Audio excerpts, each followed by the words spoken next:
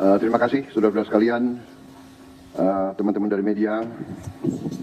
Saudara sekalian, sore hari ini dari sejak jam 3.50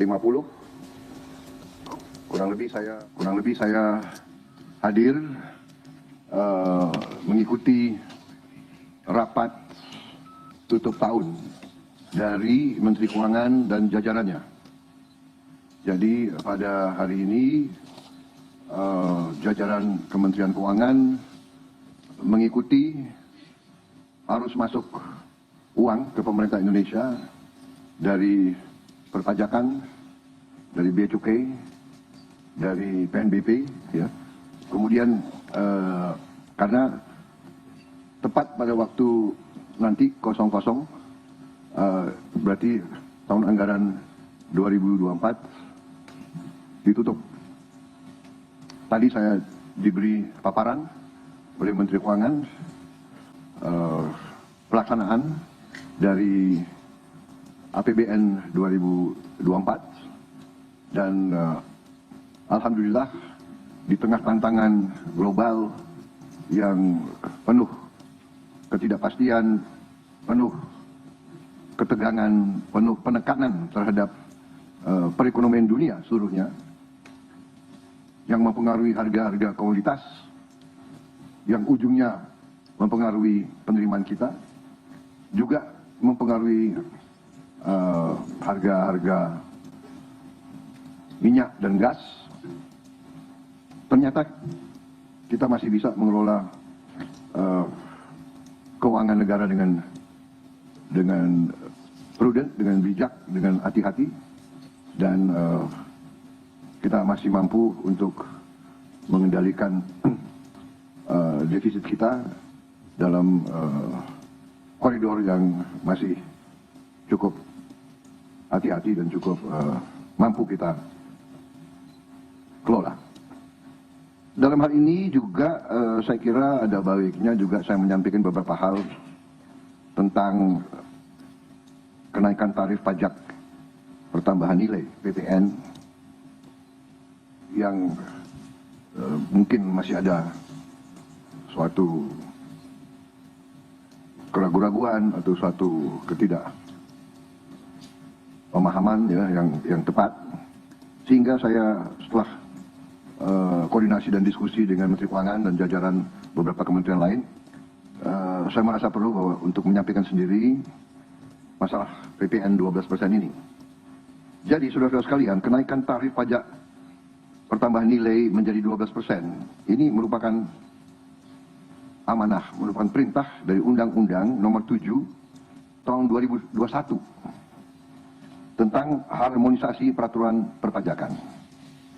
Jadi, sesuai kesepakatan pemerintah Republik Indonesia dengan DPR tahun 2021, kenaikan tarif dilakukan secara bertahap dari 10% menjadi 11% mulai 1 April 2022. Ini sudah dilaksanakan. Dan kemudian perintah undang-undang dari 11% menjadi 12% pada 1 Januari 2025. Besok. Kenaikan secara bertahap ini dimaksud agar tidak memberi dampak yang signifikan terhadap daya beli masyarakat, terhadap inflasi, dan terhadap pertumbuhan ekonomi. Saudara-saudara sudah merupakan sikap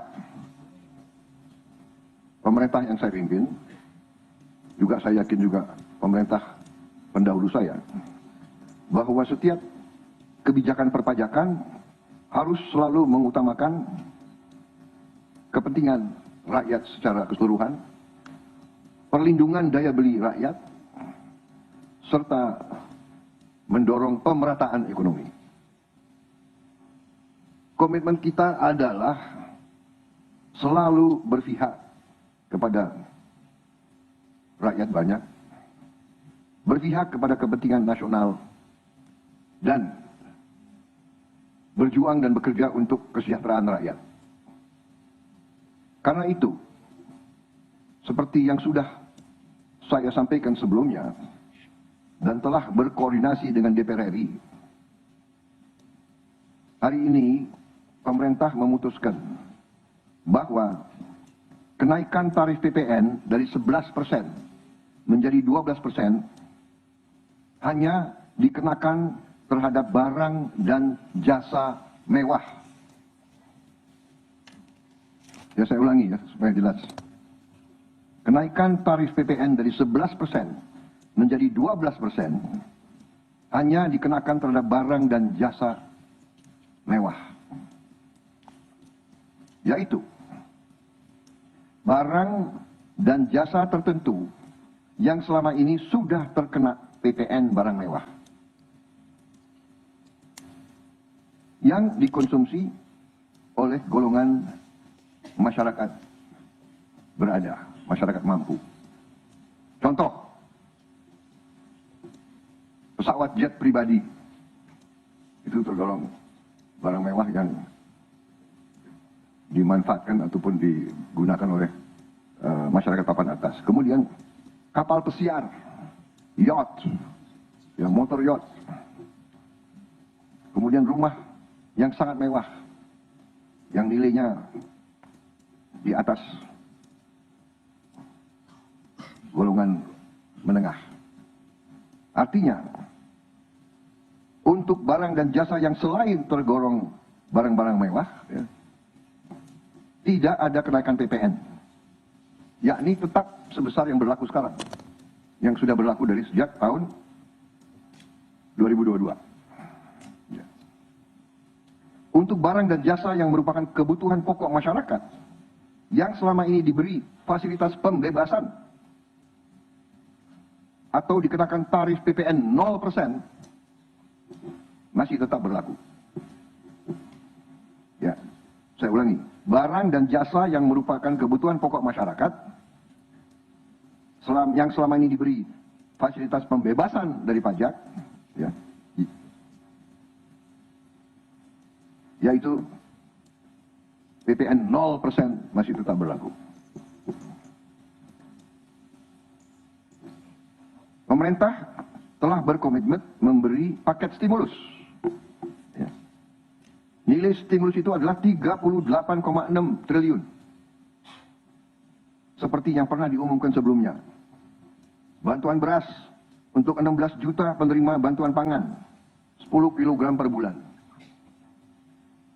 Diskon 50% untuk pelanggan listrik dengan daya maksimal 2.200 volt. Pembiayaan industri padat karya. Ya.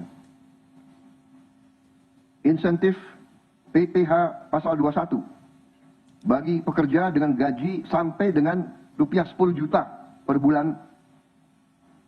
Kemudian bebas PPh bagi UMKM beromset kurang dari 500 juta per tahun dan lain sebagainya.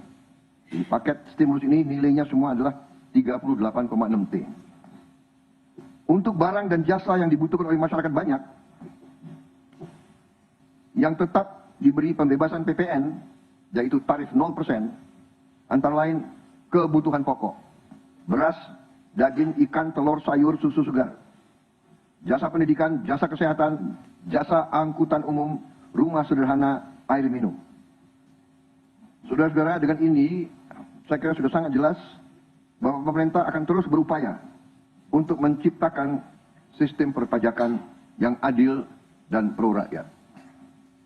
Saya kira hal-hal yang lebih teknis akan ditindaklanjuti oleh kementerian-kementerian yang terkait dan semua lembaga yang terkait.